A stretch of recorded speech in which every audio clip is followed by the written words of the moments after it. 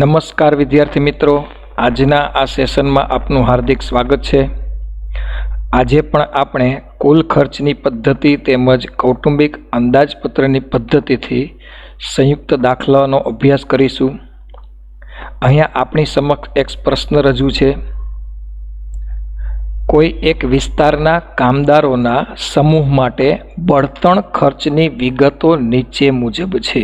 નીચે કોષ્ટકમાં જે પણ માહિતી આપેલી છે તે બળતણના ખર્ચની માહિતી આપેલી છે। આપણે કોલમ જોઈએ એક પછી એક। સૌપ્રથમ વસ્તુની કોલમ છે, જેમાં કોલસો, કેરોસીન, લાકડું અને દીવાસળી આ દરેક વસ્તુ બળતણની વસ્તુઓ છે। ત્યારબાદ આધાર વર્ષ આપેલું છે વર્ષ 2012। આધાર વર્ષનો જથ્થો આપેલો છે, જથ્થો એટલે ક્યુ અને આધાર વર્ષનો જથ્થો એટલે Q0। ત્યારબાદ આધાર વર્ષનો ભાવ આપેલો છે, ભાવ એટલે P, આધાર વર્ષનો ભાવ એટલે P0। ત્યારબાદ વર્ષ 2014 એ આપણી માટે કયું વર્ષ ગણાશે? ચાલુ વર્ષ। તો ચાલુ વર્ષના ભાવ આપેલા છે, ભાવ માટે P અને ચાલુ વર્ષ માટે 1। એટલે આપણને બળતણની જુદી જુદી 4 વસ્તુઓ માટેની આધાર વર્ષ અને ચાલુ વર્ષની 3 કોલમો આપેલી છે।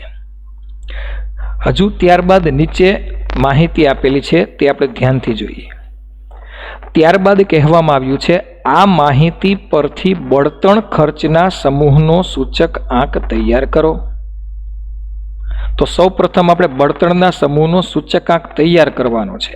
અહીંયા બળતણના સમૂહની જુદી જુદી 4 વસ્તુઓ આપેલી છે અને તેના આધારે બળતણના સમૂહનો સૂચકાંક તૈયાર કરવાનો છે। તો આપણે તેના માટે જરૂરી કોષ્ટક તૈયાર કરીશું, ત્યારબાદ બાકીની ગણતરી પૂર્ણ કરીશું।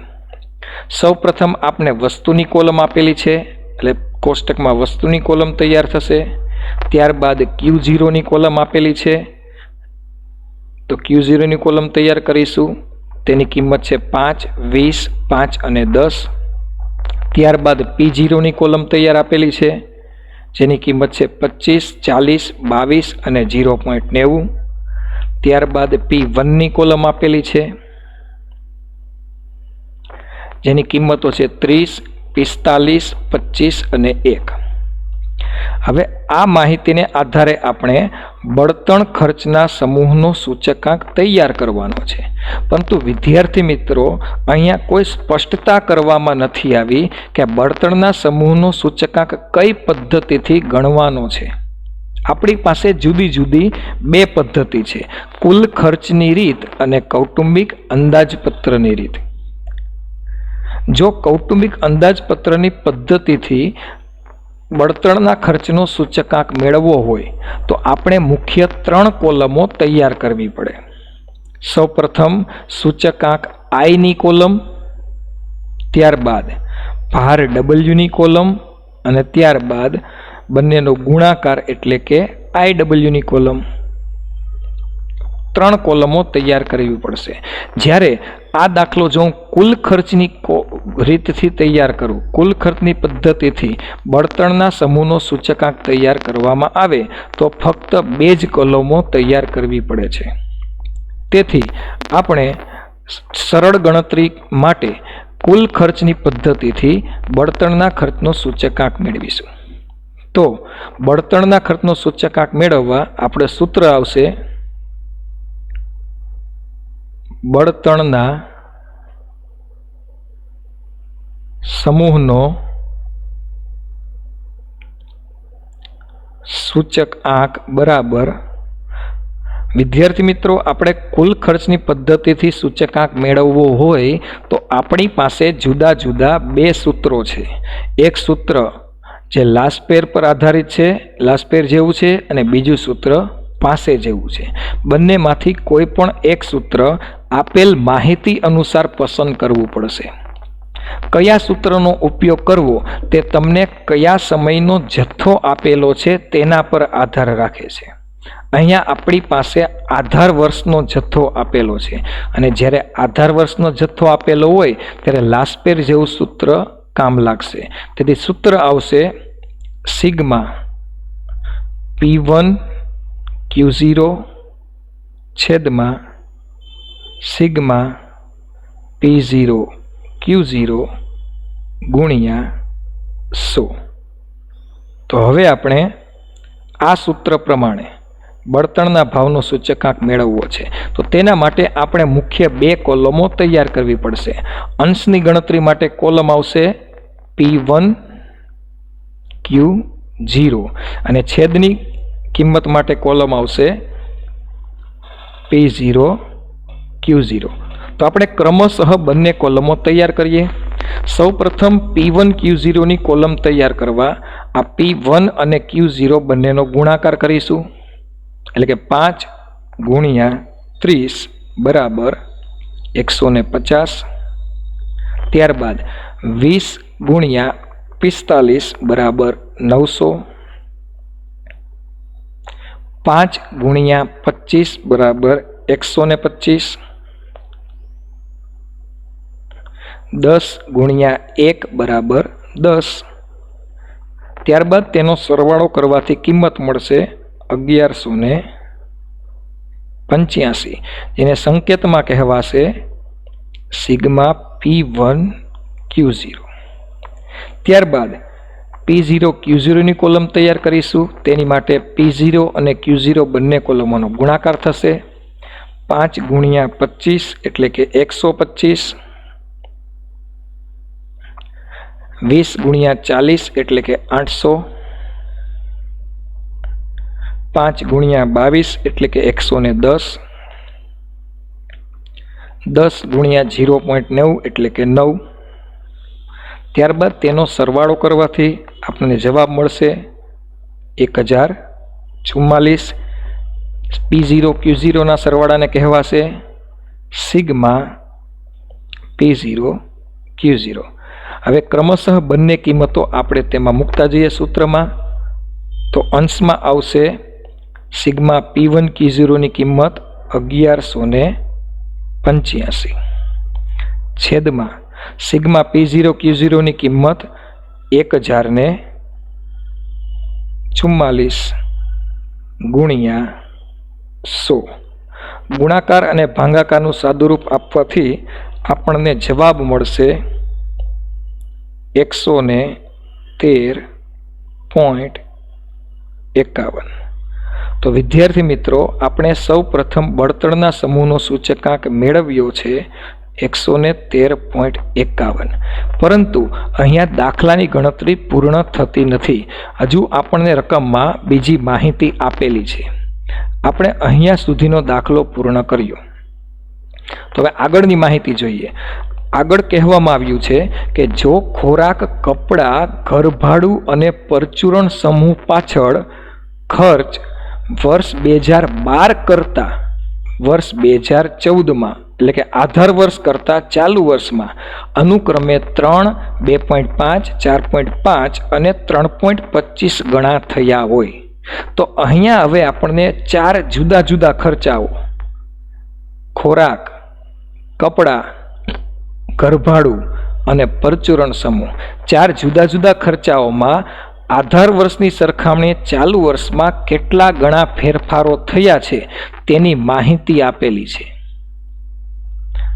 અને આ સમૂહો પાછળ કુલ ખર્ચના 42%, 15%, 10% અને 12% ખર્ચ થતો હોય, એટલે કે તમને ખર્ચની ટકાવારી આપેલી છે.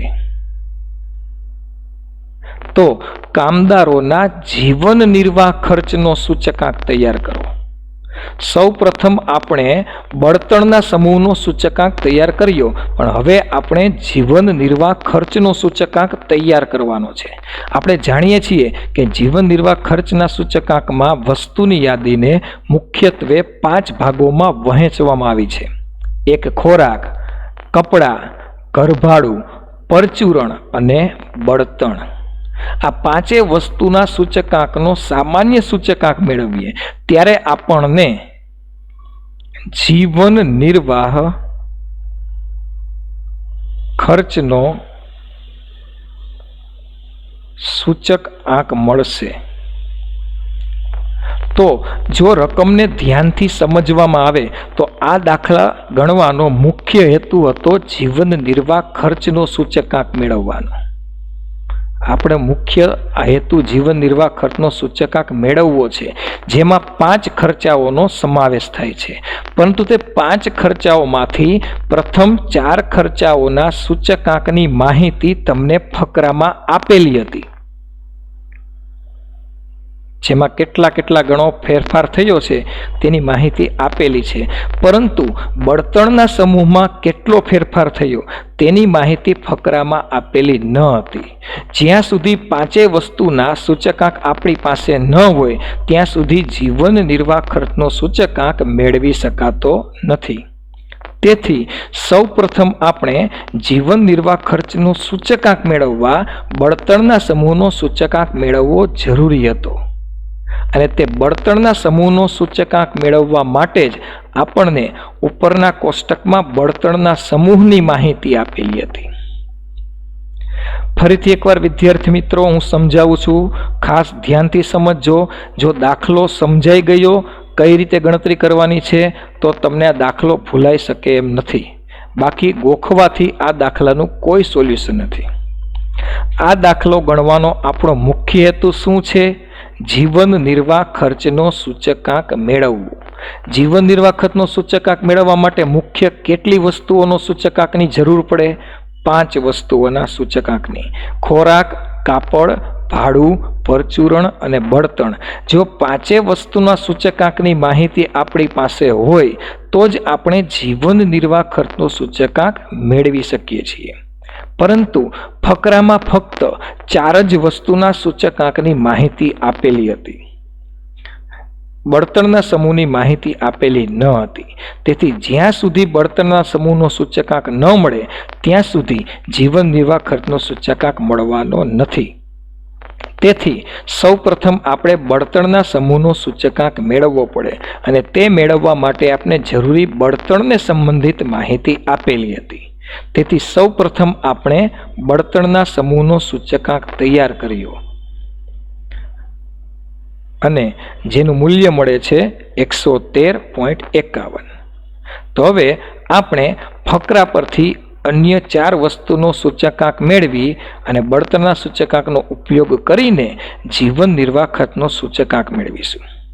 તો જીવન નિર્વાહ ખર્ચનો સૂચકાંક મેળવવા સૌપ્રથમ કોલમ આપણી તૈયાર થશે, સૂચકાંક આઈની કોલમ.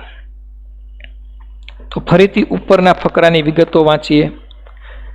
ખોરાક, કપડાં, ઘરભાડું અને પરચુરણ સમૂહ પાછળ 2012 એટલે કે આધાર વર્ષ કરતાં 2014માં એટલે કે ચાલુ વર્ષમાં અનુક્રમે એટલે કે પહેલું નામ ખોરાક છે એટલે એમાં 3, કપડામાં 2.5, ઘરભાડામાં 4.5 અને પરચુરણ સમૂહમાં 3.25 ગણા થયા છે.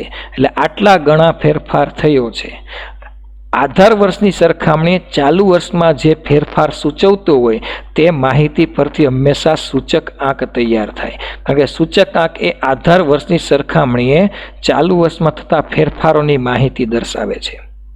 તો આપણે આ કિંમતોને આધારે 4 વસ્તુનો સૂચકાંક મેળવી શકીએ છીએ. તો વિદ્યાર્થી મિત્રો, ખોરાક કેટલા ગણો થયો? 3 ગણા થયા. ગણા એટલે શું કરવાનો? ગુણાકાર. સૌપ્રથમ આધાર વર્ષનો સૂચકાંક કેટલો ધારીશું? 100. એના 3 ગણા થયા છે એટલે 100 ના ગુણ્યા 3 એટલે કેટલા આવશે? 300. વિદ્યાર્થી મિત્રો ખાસ જોજો, અહીંયા 3 ગણા થયા શબ્દ કીધું છે એટલે જે પણ આધાર વર્ષની કિંમત છે તેને 3 વડે ગુણવાથી જે જવાબ મળશે તે ચાલુ વર્ષનો સૂચકાંક ગણાશે. જો તમને 3 ગણા વધ્યા શબ્દ કીધું હોય તો જે 3 ગણા 300 આવે તે આપણો વધારો ગણાશે. તેને પાછા 100માં પ્લસ કરવા પડે તો જ ચાલુ વર્ષનો સૂચકાંક મળશે. 3 ગણા થયા અને 3 ગણા વધ્યા બંને વાક્ય રચનામાં ઘણો ફેર છે. જો તમને 3 ગણા થયા કીધું હોય તો તમારે 100 ને 3 વડે ગુણવાથી જે જવાબ મળે તે જ ચાલુ વર્ષનો સૂચકાંક. અને 3 ગણા વધ્યા કીધું હોય તો 100 ને 3 વડે ગુણવાથી જે સૂચકાંક મળે તેને પાછા 100માં પ્લસ કરવાથી, એટલે કે 100માં પાછા 300 ઉમેરવાથી જે 400 જવાબ આવે તે આપણો સૂચકાંક થશે ચાલુ વર્ષનો. એટલે અહીંયા દાખલામાં આ બંનેમાંથી કઈ વાક્ય રચના આપેલી છે તેનું ખાસ ધ્યાન રાખવાનું છે. તો વિદ્યાર્થી મિત્રો આગળ વધીએ. હવે કપડાનો ભાવ 2.5 ગણો થયો છે, તેથી કપડાનો આધાર વર્ષનો સૂચકાંક 100 ગુણ્યા 2.5, તેથી તેનો સૂચકાંક આવશે 250. ઘર ભાડામાં 4.5 ગણા થયા છે, તો ઘર ભાડાનો આધાર વર્ષનો સૂચકાંક 100 ગુણ્યા 4.5 ગણો ફેરફાર એટલે 450. પરચુરણ ખર્ચ 3.25 ગણો થયો છે, તો આધાર વર્ષનો પરચુરણ ખર્ચ હતો 100, એના 3.25 ગણા એટલે ગુણ્યા 3.25, તેથી તેનો સૂચકાંક મળશે 325. તો આપણે અહીંયા ફકરાને આધારે પ્રથમ 4 ખર્ચાઓનો સૂચકાંક મળ્યો, જ્યારે બળતણના સમૂહનો સૂચકાંક આપણે અગાઉથી મેળવેલો છે. તો આ જ કિંમત આપણે અહીંયા સૂચકાંક તરીકે લેવાની છે, તેથી બળતણનો સૂચકાંક લખાશે 113.51. તો આ વિદ્યાર્થી મિત્રો આઈની કોલમ તૈયાર થઈ. હવે આપણે ભાર ડબલ્યુની કોલમ તૈયાર કરવાની છે.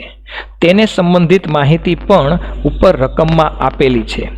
અહીંયા લખ્યું છે, જો આ સમૂહો પાછળ કુલ ખર્ચના અનુક્રમે 42%, 15%, 10% અને 12% ખર્ચ થતો હોય, આ ખર્ચની ટકાવારી આપેલી છે. અને આપણે ખર્ચની ટકાવારી આપણે જાણીએ છીએ કે ખર્ચના ટકા એટલે આપણી માટે કોણ થશે? ભાર. એને સંકેતમાં શું કહેવાય છે? ડબલ્યુ. તેથી અહીંયા ફકરામાં આપેલ ખોરાક, કપડાં, ઘરભાડું અને પરચુરણ સમૂહનો ભાર તૈયાર આપેલો છે. તો તેને ક્રમશઃ આપણે કોષ્ટકમાં લખતા જઈએ. ખોરાકનો ભાર 42, કપડાનો ભાર 15, ભાડાનો ભાર 10 અને પરચુરણ ખર્ચનો ભાર 12. વિદ્યાર્થી મિત્રો, જ્યારે પણ તમે આ કોષ્ટક તૈયાર કરો ત્યારે હંમેશા જે ક્રમમાં તમને ફકરામાં નામ આપ્યા છે તે જ ક્રમમાં નામ લખવા જરૂરી છે. નહીતર તેની જે ક્રમશઃ માહિતી આપેલી હશે તે એકનો ભાર બીજામાં જશે, એકનો સૂચકાંક બીજામાં જશે. તેથી ક્રમશઃ નામ હંમેશા ફરજિયાત લખવાના છે. તો વિદ્યાર્થી મિત્રો, અહીંયા આપણે પ્રથમ 4 સમયના ભારની માહિતી મળી ગઈ છે, પરંતુ બળતણનો ખર્ચ જે છે તેનો ભાર આપણને આપેલો નથી, તે આપણે મેળવવો પડશે. તો અગાઉ પણ આપણે આ પ્રકારની ગણતરીનો અભ્યાસ કર્યો છે. અહીંયા ભાર તરીકે ખર્ચના ટકા આપ્યા છે, ભાર તરીકે ટકા સ્વરૂપમાં ભાર છે. તો આપણે જાણીએ છીએ કે હંમેશા જ્યારે ભાર તરીકે ટકા આપ્યા હોય ત્યારે ભારનો કુલ સરવાળો હંમેશા કેટલો થશે? 100. એટલે કે આ દાખલામાં ભાર તરીકે ટકા હોવાથી સિગ્મા ડબલ્યુ એટલે કે ડબલ્યુનો સરવાળો 100 મળશે.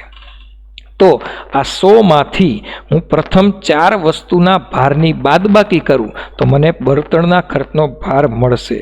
તો બાદબાકી કરવાથી 100 - 42 - 15 - 10 - 12, તો તેનો જવાબ આવશે 21. આ રીતે મારે બળતણના સમૂહનો ભાર તૈયાર કરવાનો રહેશે. તો હવે આઈ તેમજ ડબલ્યુ બંને કોલમો તૈયાર થયા બાદ આપણે આઈ ડબલ્યુની કોલમ તૈયાર કરીશું. તેની માટે બંને કોલમોનો ગુણાકાર કરીએ. તો 300 × 42 બરાબર 12600. ત્યારબાદ 250 × 15 બરાબર 3750. 450 × 10 બરાબર 4500. 325 × 12 બરાબર 3900. 113.51 × 21 બરાબર 2383.88. 71. ત્યારબાદ IW કોલમનો સરવાળો કરવાથી કિંમત મળશે 27,133.71. IW કોલમના સરવાળાને સંકેતમાં કહેવાશે સિગ્મા IW. તો હવે આપણે જીવન નિર્વાહ ખર્ચનો સૂચકાંક મેળવવા સૂત્ર આવશે સિગ્મા IW છેદમાં સિગ્મા W. આપણે ક્રમશઃ કિંમતો મૂકીએ. સિગ્મા IW છે 27,133.71 ભાગ્યા સિગ્મા W ની કિંમત છે 100. તેથી જવાબ આવશે 271.34. આ આપણો છેલ્લો જવાબ છે જીવન નિર્વાહ ખર્ચનો સૂચકાંક. ફરીથી વિદ્યાર્થી મિત્રો, ક્યારે આ પ્રમાણે બે જુદા જુદા કોષ્ટકથી 5 માર્ક્સમાં દાખલો પૂછાય તે કઈ રીતે નક્કી કરવું, દાખલાને કઈ રીતે ઓળખવો તેની એકવાર માહિતી આપી દઉં. જ્યારે આવો દાખલો પૂછાશે ત્યારે તમારે અંતે જીવન નિર્વાહ ખર્ચનો સૂચકાંક જ મેળવવાનો હશે. જીવન નિર્વાહ ખર્ચનો સૂચકાંક મેળવવાની વસ્તુમાં મુખ્ય 5 વસ્તુઓનો સમાવેશ થાય છે. તો તે 5 વસ્તુઓમાંથી કોઈ પણ 4 વસ્તુને સંબંધિત માહિતી તમને ફકરામાં આપેલી હશે. કોઈ પણ 4 વસ્તુનો I અને W ની કિંમત મેળવવાની માહિતી તમને ફકરામાં આપેલી હશે, પરંતુ કોઈ પણ એક વસ્તુની માહિતી ફકરામાં આપેલી નહીં હોય. તે એક વસ્તુનો સૂચકાંક તમારે જુદી રીતે અલગ મેળવવો પડશે. જેમ કે અહીંયા આપણે બળતણનો સૂચકાંક મેળવ્યો છે અને તે માટે તમને ફકરાની ઉપર તે વસ્તુને સંબંધિત માહિતી કોષ્ટકના સ્વરૂપમાં આપેલી હશે. જેમ કે અહીંયા 5 જુદી જુદી વસ્તુ ખોરાક, કપડાં, ઘરભાડું, પરચુરણ અને બળતણમાંથી 4 વસ્તુની માહિતી ફકરામાં છે, જ્યારે બળતણને સંબંધિત માહિતી કોષ્ટકના સ્વરૂપમાં આપેલી છે. તેથી સૌપ્રથમ આપણે બળતણનો સૂચકાંક મેળવીશું અને ત્યારબાદ બળતણના સૂચકાંક અને અન્ય 4 વસ્તુના સૂચકાંક દ્વારા જીવન નિર્વાહ ખર્ચનો સૂચકાંક મેળવીશું. આ જ રીતે ઘણીવાર 5 વસ્તુમાંથી ખોરાકને સંબંધિત માહિતી તમને ફકરામાં આપી હશે અને અન્ય 4 વસ્તુને સંબંધિત માહિતી ફકરામાં આપેલી હશે. ખોરાકની માહિતી કોષ્ટકમાં અને અન્ય 4 વસ્તુની માહિતી ફકરામાં આપી હશે. તો સૌપ્રથમ આપણે ખોરાકનો સૂચકાંક મેળવીશું, ત્યારબાદ ફકરાની અન્ય માહિતીને આધારે જીવન નિર્વાહ ખર્ચનો સૂચકાંક મેળવીશું. તે જ રીતે આ 5 વસ્તુઓમાંથી ધારો કે કપડાને સંબંધિત માહિતી તમને કોષ્ટકમાં આપી હોય તો કપડા સિવાયના અન્ય 4 ખર્ચાની માહિતી ફકરામાં આપેલી હશે. તો સૌપ્રથમ કોષ્ટકમાં જો કાપડની માહિતી આપેલી હોય તો તે કોષ્ટકને આધારે સૌપ્રથમ કાપડનો સૂચકાંક મેળવીશું અને ત્યારબાદ ફકરામાં અન્ય ખર્ચાની જે માહિતી આપેલી છે તેના આધારે જીવન નિર્વાહ ખર્ચનો સૂચકાંક મેળવીશું. આમ બંને પદ્ધતિનો ઉપયોગ કરીને આપણે સૌપ્રથમ જે અલગ સમૂહ આપેલો છે તેનો સૂચકાંક મેળવીશું અને ત્યારબાદ બધા ખર્ચાને ભેગા કરીને જીવન નિર્વાહ ખર્ચનો સૂચકાંક મેળવીશું. આભાર. હવે આપણે કૌટુંબિક અંદાજપત્રની પદ્ધતિના વિશિષ્ટ દાખલાનો અભ્યાસ કરીશું. અહીંયા એક પ્રશ્ન છે. એક શહેરના કામદાર વર્ગને લગતી માહિતી નીચે મુજબ છે. આપણને કામદાર વર્ગને લગતી માહિતી આપેલી છે. તે પરથી વર્ષ 2014 અને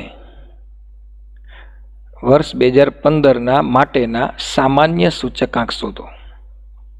સૌ પ્રથમ આપણે બંને વર્ષ 2014 અને 2015 બંને વર્ષના સામાન્ય સૂચકાંક મેળવવાના છે. ત્યારબાદ જે બીજો પ્રશ્ન આપેલો છે તેનો જવાબ આપવાનો છે. કોષ્ટકમાં જોઈએ. સૌ પ્રથમ સમૂહની માહિતી આપેલી છે. ખોરાક, કપડાં, બળતણ, વીજળી, ઘરભાડું તેમજ પરચુરણ ખર્ચ. ત્યારબાદ ભાર આપેલો છે જેને આપણે W વડે દર્શાવીએ છીએ. ત્યારબાદ 2014ના સમૂહનો સૂચકાંક આપેલો છે જે આપણે આઈ વડે દર્શાવીશું. ત્યારબાદ 2015ના સમૂહનો સૂચકાંક આપેલો છે. આ બંને કોલમ સૂચકાંકની જ આપેલી છે, તો આ કોલમ પણ સૂચકાંક હોવાથી આઈ વડે દર્શાવીશું. આપણને બે જુદા જુદા વર્ષના સૂચકાંકની કોલમ આપેલી છે. ઘણા વિદ્યાર્થીઓ અહીંયા 2014ને આધાર વર્ષ, 2015ને ચાલુ વર્ષની કિંમત સમજીને 2014ના સૂચકાંકને P0, 2015ના સૂચકાંકને P1 નામ આપીને દાખલો ગણે છે, પરંતુ તે સદંતર ખોટું છે. હંમેશા જે તમને નામ આપેલું છે તેની વાક્યરચનાને ધ્યાનથી વાંચવાની છે અને સમજવાની છે. આ બંને કોલમ સૂચકાંકની આપેલી છે એટલે તેને હંમેશા સંકેતમાં આઈ વડે દર્શાવાય. પણ બંને સૂચકાંક જુદા જુદા વર્ષના છે, તો આપણે તેને ક્રમ આપી દઈએ. 2014ના સૂચકાંકને I1 નામ આપીએ અને 2015ના સૂચકાંકને I2 નામ આપીએ. હવે આપણે બંને વર્ષના 2014 અને 2015ના સામાન્ય સૂચકાંક મેળવવાના છે. તો અહીં આપણી પાસે માહિતીમાં I અને W ની માહિતી છે, તેથી સૂત્ર કયું આવશે તે તો આપણે ઓળખી શકીએ છીએ. પરંતુ 2014 અને 2015 બંને વર્ષ માટે આઈની કિંમત, સૂચકાંક આઈની કિંમત જુદી જુદી છે, પરંતુ ભાર W બંને વર્ષ માટે એક સરખો છે. તેને તમે ફક્ત W નામ પણ રાખી શકો અથવા બંનેને W1 અને W2 એમ અલગ અલગ નામ પણ આપી શકો. બંને વર્ષ માટે ભારની કોલમ એક સરખી છે. તો હવે આપણે સૌપ્રથમ 2014 અને 2015ના સૂચકાંકની ગણતરી કરીએ. તે માટે આપણે કોષ્ટક તૈયાર કરીશું. કોષ્ટકની પ્રથમ કોલમ આવશે સમૂહ, ત્યારબાદ બીજી કોલમ આવશે ભાર, જેને સંકેતમાં W વડે દર્શાવીએ છીએ. જો તેને જુદું જુદું નામ આપવું હોય તો 2014 માટે W1ની કોલમ આ જ છે, એટલે ભારની કોલમ આ જ છે. 2015ના સૂચકાંક માટે પણ ભારની કોલમ આ જ આપને આપેલી છે. ત્યારબાદ વર્ષ 2014ના સમૂહનો સૂચકાંક એટલે કે I1, વર્ષ 2015ના સમૂહનો સૂચકાંક એટલે કે I2. આપણે બંને વર્ષનો સામાન્ય સૂચકાંક મેળવવો છે, તો તેના માટે સૌપ્રથમ આપણે બંનેનું સૂત્ર યાદ કરી લઈએ. તો અહીંયા સૂત્ર આવશે વર્ષ 2014નો સામાન્ય સૂચકાંક. I અને W ની કિંમત આપેલી છે, તે સૂત્ર આવશે સિગ્મા. 2014ના વર્ષ માટે આપણે સંકેત 1 રાખેલો છે, એટલે સિગ્મા IW છે, તેમાં સૂત્ર લખીશું સિગ્મા I1 W1 છેદમાં સૂત્રમાં સિગ્મા W આવશે, પણ આપણે તેને 1 લગાડીશું, સિગ્મા W1.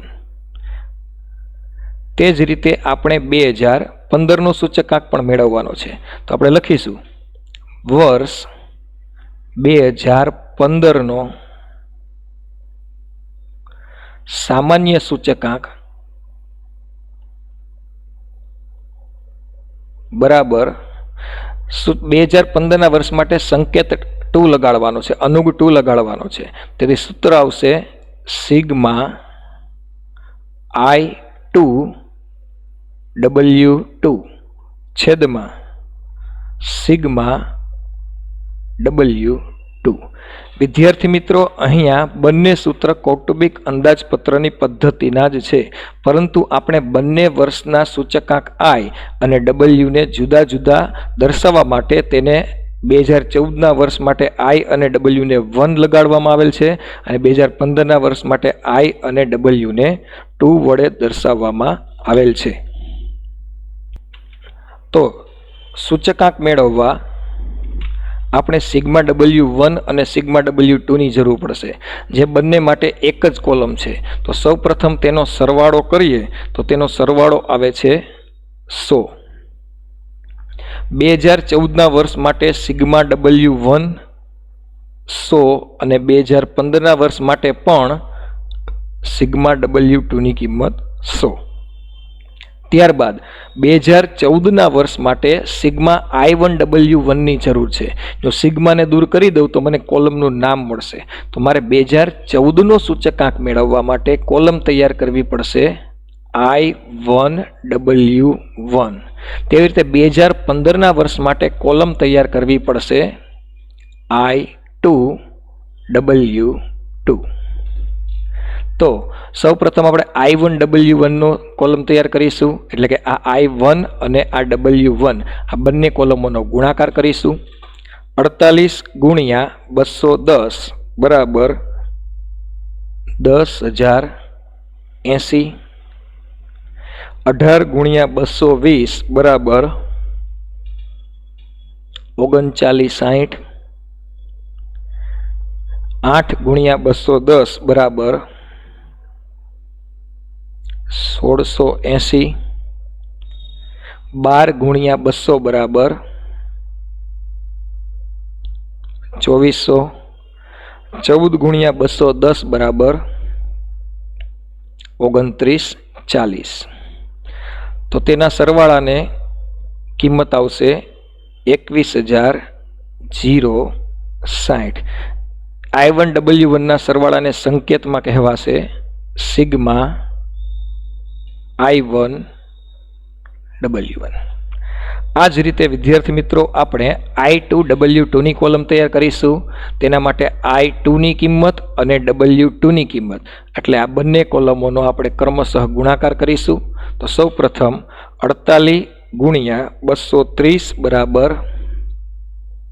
11,040. ત્યારબાદ 18 ગુણ્યા 225 બરાબર 4050. ત્યારબાદ 8 ગુણ્યા 220 બરાબર 1760. ત્યારબાદ 12 ગુણ્યા 200 બરાબર 2400. ત્યારબાદ 14 ગુણ્યા 235 બરાબર 3290. તેનો સરવાળો કરવાથી કિંમત મળશે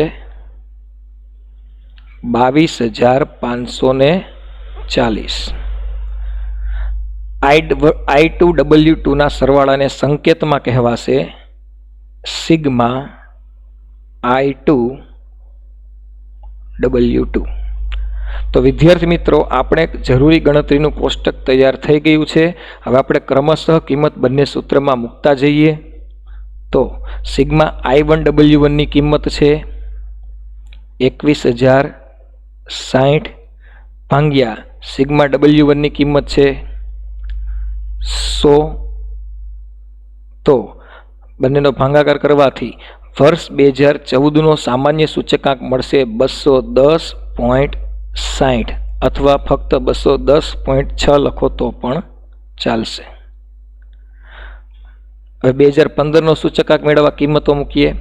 સિગ્મા I2W2ની કિંમત છે 22,540 ભાગ્યા સિગ્મા W2ની કિંમત છે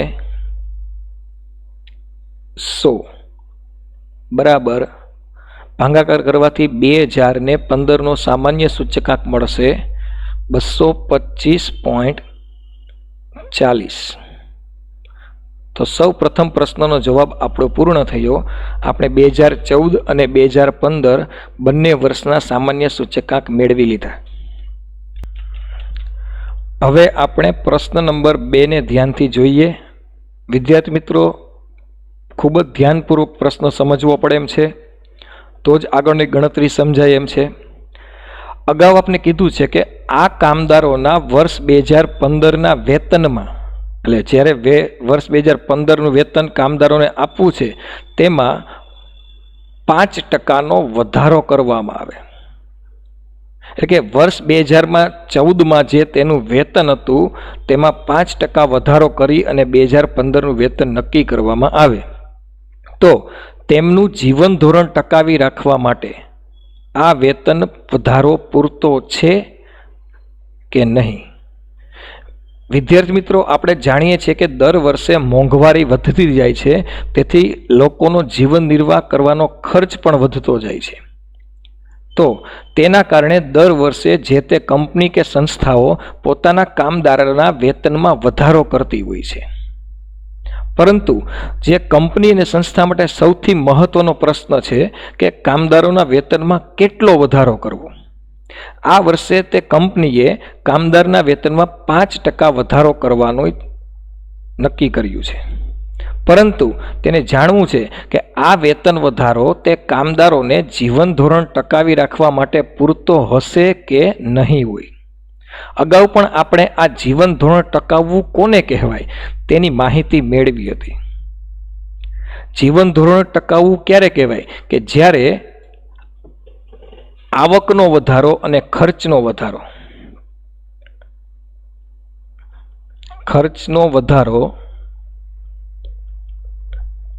અને આવકનો વધારો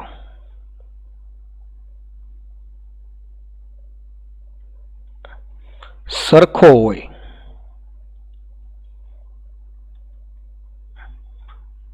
તો જીવન ધોરણ ટકી રહ્યું કહેવાય.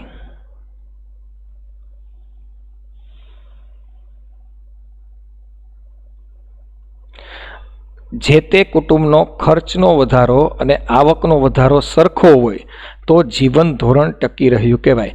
અહીંયા આપણને દાખલામાં આવકનો વધારો આપેલો છે. આવકમાં વધારો કેટલો આપેલો છે, તેના વેતનમાં કેટલો વધારો કરવો છે? 5%. આટલો વધારો કંપનીએ કરવો છે અને જાણવું છે કે 5% વધારો કરવાથી તે જીવનાર કુટુંબ પોતાના ખર્ચના વધારાને પહોંચી વળશે કે નહીં. તો સૌપ્રથમ આપણે જીવન ધોરણ ટકી રહ્યું છે કે નહીં જાણવા માટે આવક અને ખર્ચના વધારો સરખો થવો જોઈએ. અહીંયા આપણે આવકનો વધારો ટકાના સ્વરૂપમાં આપેલો છે, પરંતુ સરખામણી કરવા માટે ખર્ચનો વધારો આપેલો નથી. તેથી સૌ પ્રથમ આપણે ખર્ચનો વધારો મેળવીશું અને ત્યારબાદ નક્કી થશે કે આ જીવન ધોરણ ટકાવી રાખવા 5% આવકનો વધારો પૂરતો છે કે નહીં. તેથી બંનેની સરખામણી કરવા માટે આપણે ખર્ચનો વધારો મેળવવો પડશે. તો વિદ્યાર્થી મિત્રો, અહીંયા આપણી પાસે બંને વર્ષના 2014 અને 2015 બંને વર્ષના જીવન નિર્વાહ ખર્ચના સૂચકાંકની માહિતી ઉપલબ્ધ છે. અહીંયા જે આપણે સૂચકાંક મેળવ્યા છે તે ધ્યાનથી જુઓ. ખોરાક, કપડાં, બળતણ, વીજળી, ઘરભાડું અને પરચુરણ જે જીવન જરૂરિયાતની ચીજ વસ્તુઓ છે તેના સૂચકાંક મેળવ્યા છે. તેથી અહીંયા જે વર્ષ 2014 અને વર્ષ 2015ના સૂચકાંકો આપને મળ્યા છે તે ખર્ચના સૂચકાંકો છે. 2014માં ખર્ચ 210.60 એકમ હોય ત્યારે 2015માં ખર્ચ 225.40 એકમ જેટલો હોય છે. આ આપણે સૂચકાંક દ્વારા જાણી શકીએ છીએ. તો સૌ પ્રથમ આપણે 2014 અને 2015ના સૂચકાંક દ્વારા ખર્ચનો વધારો મેળવી શકીએ છીએ અને તે માટે આપણે 2015ના ખર્ચમાંથી 2014ના ખર્ચનો સૂચકાંક બાદ કરીશું. તો સૌ પ્રથમ આપણે મેળવીએ ખર્ચમાં વધારો. તો ખર્ચમાં વધારો એટલે 2015નો ખર્ચ કેટલો છે? 225.40 માઇનસ 2014નો ખર્ચ કેટલો હતો? 210.60. માટે ખર્ચમાં વધારો કેટલો થયો છે? તો આપણે બંનેની બાદબાકી કરીશું તો આપણે જવાબ મળશે 14.80. ખર્ચમાં 14.80નો વધારો થયો છે. પરંતુ હજુ આ ખર્ચના વધારાને આવકના વધારા સાથે સરખાવી શકાય એમ નથી, કારણ કે અહીંયા આપણને આવકના વધારાની ટકાવારી આપેલી છે. તો આવકના વધારાની ટકાવારીને આપણે ખર્ચના વધારાની ટકાવારી સાથે સરખાવવી પડે. તેથી હવે આપણે ખર્ચનો વધારો મળ્યા બાદ ખર્ચના વધારાની ટકાવારી મેળવીશું. ખર્ચના વધારાની ટકાવારી. તો જેની ટકાવારી મેળવવી હોય તે કિંમત પહેલા લેવાશે અહીંયા. તો ખર્ચમાં વધારો કેટલો થયો છે? 10.80 ભાગ્યા આધાર સમયની કિંમત. હંમેશા ટકા મેળવવા આધાર સમયની કિંમત છેદમાં લેવાશે. આધાર સમય કયો છે? 2014. તો 2014નો સૂચકાંક કેટલો છે? 210.60 અને ટકા ગોતવા માટે ગુણ્યા 100. જો સાદુરૂપ આપવામાં આવે તો જવાબ મળશે 7.03%.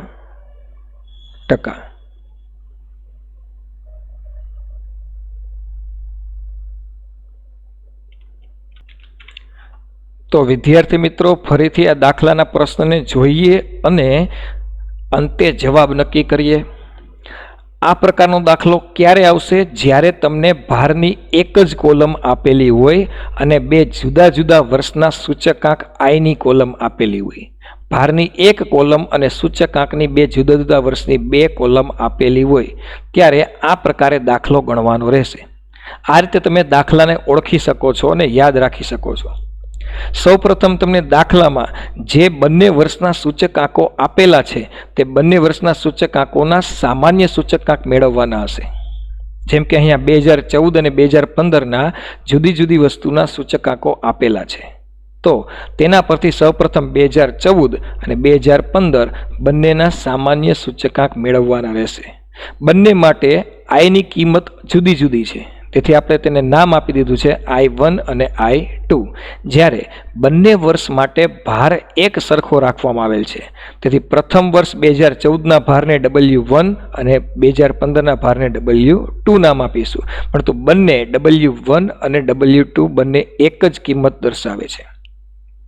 ત્યારબાદ આ ત્રણ કોલમને આધારે આપણે વર્ષ 2014 અને વર્ષ 2015ના સામાન્ય સૂચકાંક મેળવીશું, જે અનુક્રમે 210.60 અને 225.60 એકમ મળે છે. આ સૂચકાંક તે કામદારના જીવન નિર્વાહ ખર્ચના સૂચકાંક છે, તેથી આ ખર્ચનો વધારો દર્શાવે છે, ખર્ચને સંબંધિત માહિતી દર્શાવે છે. અને ત્યારબાદ આપણને આ પ્રકારનો પ્રશ્ન આવશે કે 2015ના વેતનમાં 5% વધારો કરવામાં આવે તો જીવન ધોરણ ટકાવી રાખવા માટે વેતન વધારો પૂરતો છે કે નહીં. વિદ્યાર્થી મિત્રો, આ પ્રશ્ન કોના માટે છે? જે સંસ્થા કે કંપની પોતાના કર્મચારીના વેતનમાં વધારો કરવા માંગે છે તેને કેટલો વધારો કરવો જોઈએ તે નક્કી કરવા માટે આ પ્રકારના પ્રશ્નોનો ઉપયોગ થાય છે. આ પ્રકારના દાખલાઓની ગણતરીનો ઉપયોગ થાય છે. તો આપણે જીવન ધોરણ ટકાવી રાખવા માટે આ વધારો 5% આવકનો એટલે કે વેતનનો વધારો પૂરતો છે કે નહીં નક્કી કરવું છે. આપણે જાણીએ છીએ કે જીવન ધોરણ ટકાવ્યું કોને કહેવાય? જીવન ધોરણ ટકાવવું એટલે કે ખર્ચનો વધારો અને આવકનો વધારો કેવા હોવા જોઈએ? સરખો થવો જોઈએ. તો તેનું જીવન ધોરણ ટકી રહ્યું કહેવાય. તેથી આપણે બંનેના વધારાની સરખામણી કરવી પડશે. અહીંયા આપણે દાખલામાં આવકમાં થતા વધારાની ટકાવારી આપેલી છે. આવકમાં થતા વધારાની ટકાવારી આપેલી છે, તેથી આપણે સરખામણી કરવા ખર્ચમાં થતા વધારાની ટકાવારી મેળવવી પડશે. ત્યારબાદ આપણે પ્રશ્નનો ઉકેલ મળશે. તો સૌ પ્રથમ આપણે ખર્ચમાં થતા વધારાની ટકાવારી મેળવવા 2014ના ખર્ચનું સૂચકાંક 210.60 એકમ, 2015ના વર્ષનો સૂચકાંક 225.40 એકમ, બંનેનો તફાવત લેવાથી ખર્ચમાં કેટલો વધારો થયો તે જાણી શકાય છે. તેથી સૌ પ્રથમ ખર્ચમાં વધારો એટલે કે 225.40 માઇનસ 210.60 બરાબર 14.80 એકમનો વધારો થયો છે. પરંતુ વિદ્યાર્થી મિત્રો, આપણી પાસે આવકનો વધારો નથી, આવકના વધારાની ટકાવારી છે. તેથી સરખામણી કરવા ખર્ચનો વધારો નહીં ચાલે, આપણે ખર્ચના વધારાની ટકાવારી સાથે સરખામણી કરવી પડશે. તેથી આપણે આ ખર્ચના વધારા પરથી તેની ટકાવારી મેળવવી પડશે. તેથી ખર્ચના વધારાની ટકાવારી મેળવવા સૌપ્રથમ વધારો 14.80 ભાગ્યા આધાર સમયની કિંમત 210.60 ગુણ્યા 100. તો તેના દ્વારા આપને ખર્ચના વધારાની ટકાવારી પ્રાપ્ત થઈ. તો હવે આપણે આવક અને ખર્ચના વધારાની ટકાવારીની સરખામણી કરીશું. 2014 થી 2015ના વર્ષ દરમિયાન તે કામદારોના જીવન નિર્વાહ ખર્ચમાં 7.03% વધારો થવાની શક્યતા છે. તેના ખર્ચમાં 7.03% વધારો થવાનો છે તેવો અંદાજ છે, જ્યારે કંપની તેનો પગાર વધારો ફક્ત 5% કરી રહી છે. એટલે કે ખર્ચના વધારાની સરખામણીએ આવકનો વધારો ઓછો છે. તેથી જીવન ધોરણ ટકાવી રાખવા માટે શું આ વધારો પૂરતો કહેવાશે નહીં.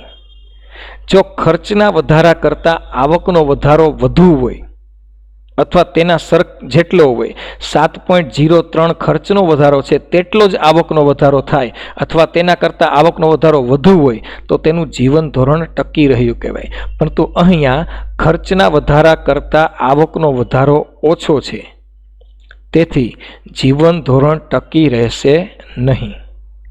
તો આપણે વ્યવસ્થિત જવાબ લખી શકાય કે વર્ષ 2014ની સરખામણીએ વર્ષ 2015માં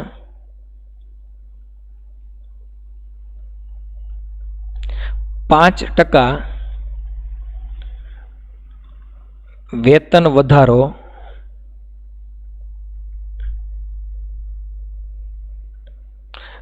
કામદારોનું જીવન ધોરણ ટકાવી રાખવા